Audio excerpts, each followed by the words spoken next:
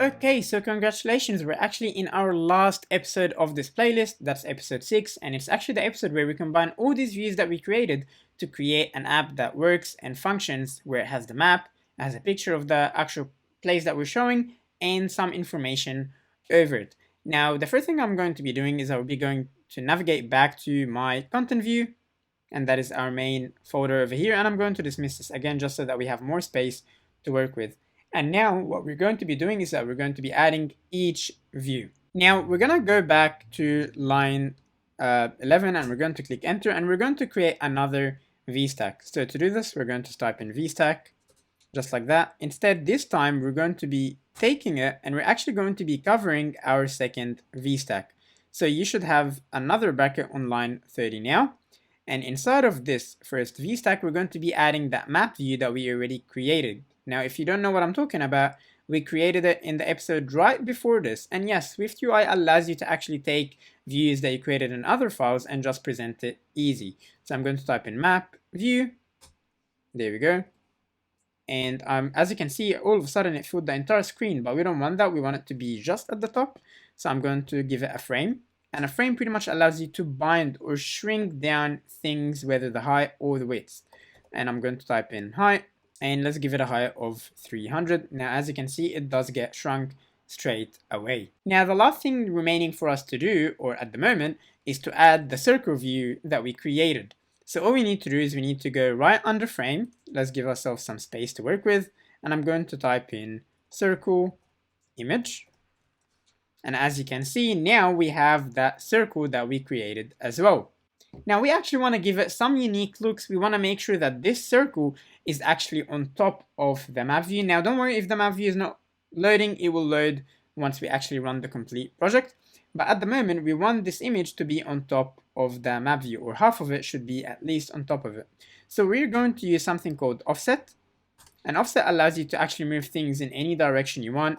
In our case, we want to move it negative 130 to the top. So we're going to put a negative. And as you can see, it goes up. Now we also want to add some padding because this is just too much distance. So we're going to say dot padding. And inside of here, we're going to say dot bottom, and then we're also going to say negative 130. And all of a sudden, we have that really nice and clean look that we are after. So now that we created this, what we want to do is that we actually want to add some decorations to make things look a little bit better. Right now it says Joshua Tree National Park and then California, but we want more than that. So what I'm going to do is I'm going to be adding a divider, and you'll see exactly the importance of that. So we go to where it says California, and we're going to go underneath, and then I'm going to type in divider. And as you can see, there should be now a line right underneath California. And what I'm going to do is I'll be checking where this is, just like that. And what I want to do is I want to add another VStack, or actually we can just add the text just like this. And we can give it a title about Turtle Rock. So we're pretty much providing more information about this place. And let's do it. Let's do the exact same thing again. Describe Turtle Rock here. So just imagine that there's some description here. Now, obviously, this doesn't look like a title. So let's go ahead and do that. We're going to be saying .font, .title, and let's make it bold as well. So I'll say bold. And now it looks exactly the same. Now, are we done with the app? Yes, we actually are done with it. Now, you can actually do so many things else. You can add different fonts, change the colors, make this look exactly as you want it to look like. But there is one remaining thing that I would like us to do. I would actually like to run this application on our iPhone so that we can play around with it and show it to our friends and have fun with it. To do that, all you need to do is simply plug in your phone to your laptop. Okay, so I have my phone here plugged into my MacBook, and what I'm going to do is I'm going to navigate to the top here where it says iPhone 12 Pro. And I'm going to scroll up and I'll select David Borlas's iPhone. Now, obviously, you always will say your name and then iPhone. And all I'm going to do now is I'm going to click on play.